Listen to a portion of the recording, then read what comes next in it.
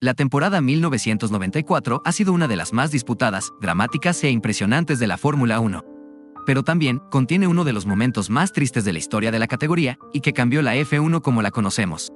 Hoy nos sumergiremos en una de las páginas más oscuras de la historia de la Fórmula 1, en un fin de semana que resonó en los corazones de aficionados y competidores, dejando una cicatriz imborrable en el automovilismo mundial. Hoy te presento la tragedia que cambió a la Fórmula 1. La temporada 1994 pretendía ser el inicio de una nueva era para la Fórmula 1. Con la llegada de Max Mosley a la dirección de la FIA, se buscó mejorar el espectáculo en pista, con varios cambios que llegaría para revolucionar la parrilla. Previo a esa temporada, las ayudas electrónicas como la suspensión activa, los frenos ABS, el control de tracción, entre otras, habían tomado el mando de la categoría. Con la llegada de Mosley, estas ayudas serían prohibidas, con el fin de valer más el pilotaje que la electrónica de los autos.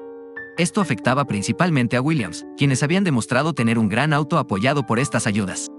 Ayrton Senna, quien arribaba al equipo después del retiro de Prost, en búsqueda de un cuarto título, conocería de primera mano las dificultades del nuevo reglamento.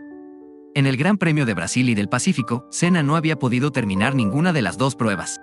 A pesar de ser el más rápido en ambas clasificaciones, este no se había podido adaptar al 100% al auto. En el caso de Benetton, quien era comandado por Michael Schumacher y Flavio Briatore, se habían llevado estos dos grandes premios. Incluso después del Gran Premio del Pacífico, el mismo Ayrton Senna alegaba que el Benetton aún contaba con las ayudas electrónicas y que no corría de manera honesta. Esto ponía presión sobre el piloto brasilero, quien sabía que en el siguiente Gran Premio, en San Marino, tenía que lograr un buen resultado para no perder pisada en el campeonato.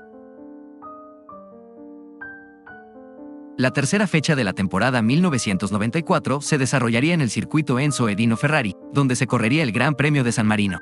Desde la previa, había un ambiente tenso, no solo por cómo iba todo en el campeonato de pilotos, sino porque no se tenía un buen presentimiento sobre la carrera.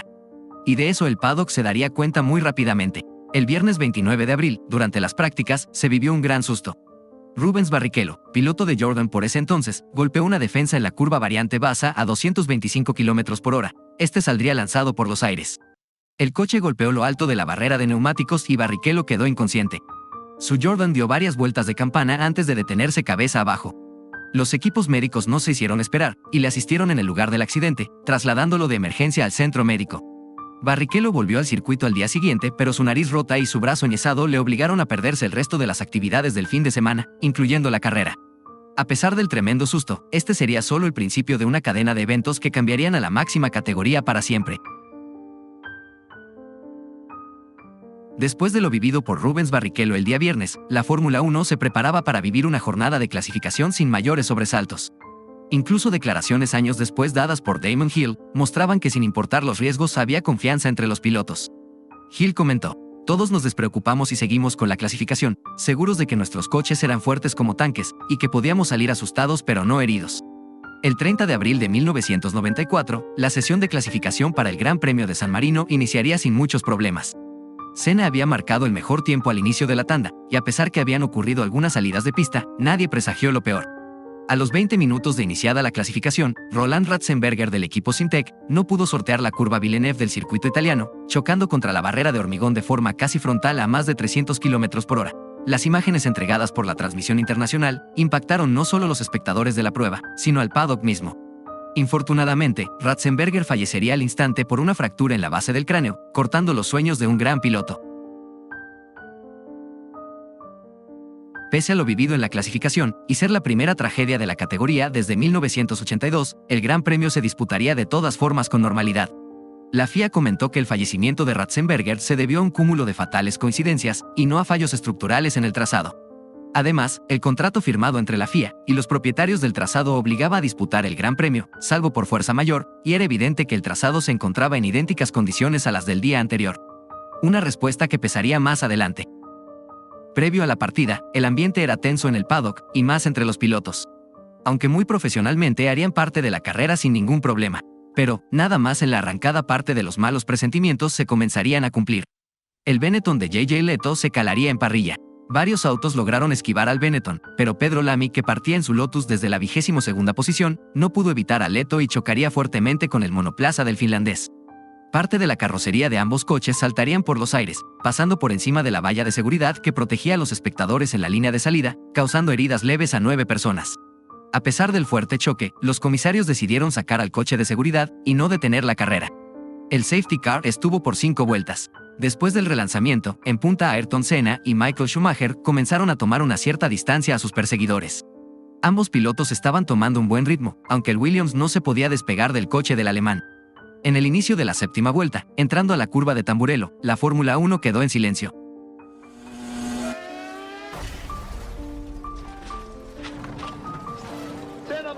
Senna choca violentamente.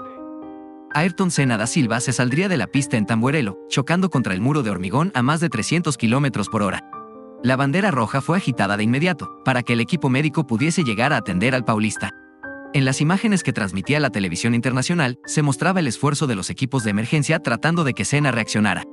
En un hecho particular, a pesar de estar neutralizada la carrera, Eric Comas del equipo Larraus entró a la pista en su auto, lo que pudo ser una tragedia peor, aunque este se excusó diciendo que deseaba ayudar a Senna para devolver el favor por salvarle la vida 2 años antes en Bélgica. Senna fue retirado del siniestrado Williams y trasladado por vía aérea al Hospital Maggiore en la cercana ciudad de Bolonia. Los equipos médicos continuaron atendiéndolo durante el vuelo, esperando obtener alguna respuesta positiva. La carrera se retomaría 40 minutos más tarde. Cuando todos creían que las calamidades había finalizado, a 10 vueltas del final la rueda posterior derecha del Minardi de Michele Alboreto se soltó mientras salía de la calle de boxes, golpeando a 2 mecánicos de Ferrari y 2 de Lotus, quienes requirieron tratamiento en el hospital. La carrera dejaría como ganador a Michael Schumacher, seguido de Nicola Larini de Ferrari y el McLaren de Mika Häkkinen. En la ceremonia del podio, por respeto a Roland Ratzenberger, fallecido el día anterior, no se celebró con el tradicional baño de champán. En ese momento aún no se conocía el alcance de las heridas de Senna. Pero 2 horas más tarde, finalizada la carrera, la noticia que nadie quería escuchar sería dada a conocer. 再びこちらに帰ってまいりました。ここで皆さんに非常に残念なニュースをお伝えしなくてはいけません。なんとか最後の力を振り絞ってほしいと思っていたアイルトン・セナですが、先ほど亡くなったというニュースが入ってまいりました。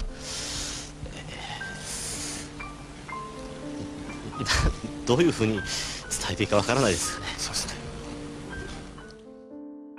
Ayrton Senna da Silva había fallecido en su salida de pista, finalizando así con una leyenda en uno de los fines de semana más oscuros y crueles de la historia del automovilismo. La causa de la muerte establecida en la autopsia fue que un pedazo de la suspensión del coche perforó su casco. Esto derivaría en una fractura en la base del cráneo que llevaría al fatal desenlace. Muchos debates se abrieron al respecto, tanto a la organización como a la FIA por el trágico resultado. No solo el fallecimiento de 2 pilotos, sino también un considerable número de incidentes que rodearon al evento. Las críticas ante tal situación no se hicieron esperar, especialmente culpando al órgano rector, ya que muchos acusaron que el hecho de no tener asistencias electrónicas, aparte de primar el dinero por encima de la seguridad, trajo graves consecuencias. Aparte que 2 semanas más tarde, durante el Gran Premio de Mónaco, el piloto austriaco Karl Wendlinger de Sauber sufriría un fuerte choque que lo dejó en coma por varios días. Estos accidentes llevaron a la FIA a tomar medidas para mejorar la seguridad en la Fórmula 1, incluyendo la introducción de medidas de seguridad adicionales en los monoplazas, como el uso de materiales más resistentes y la mejora de los sistemas de sujeción de los pilotos. También se introdujeron cambios en la normativa técnica que se vería a partir de 1995, además de otras normas como la limitación de la velocidad en los pits, la reducción del tamaño de los alerones y la obligación de los equipos de utilizar neumáticos más seguros, algo que llegaría en 1998. Aparte de una constante evaluación de los sistemas de seguridad en los coches para evitar hechos que lamentar en el futuro. La Fiscalía italiana abriría procesos legales contra 6 personas en conexión con la muerte de Senna. Frank Williams, Patrick Head y Adrian Newey del equipo Williams, además de Federico Bendinelli representando a los propietarios del autódromo Enzo Edino Ferrari, Giorgio Poggi como director del circuito y Roland Bruinserard quien fue el director de la carrera y el que aprobó el circuito.